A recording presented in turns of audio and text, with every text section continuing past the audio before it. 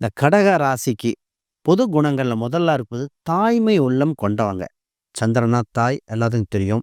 வந்தாரை அரவணைத்து போறதுல முதல் ராசி. ராமபிரான் பார்த்தீங்கன்னா, எல்லாத்தையும் என் சகோதரன், என் நண்பன் பார்.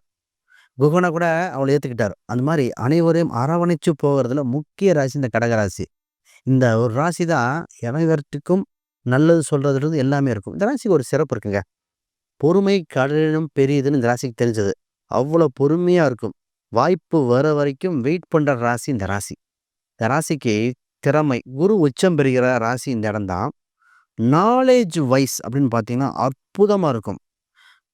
ஒரு புது விஷயத்த கண்டுபிடிக்க, புது சமுதாய சீர்திருத்தங்கள் செய்ய, புது யுக்திகள் கையாள வல்ல ராசி இது. ஆனா இந்த ராசி சாப்பாட்டு ராசின்னு சொல்லுவோம்.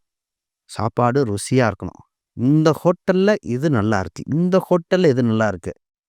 போண்டா, பஜ்ஜி இது மாரி வெஜ்ஜு, நான்வெஜ் எதா இருந்தாலும் சாப்பாட்டு பிரியரதா இருக்கும்.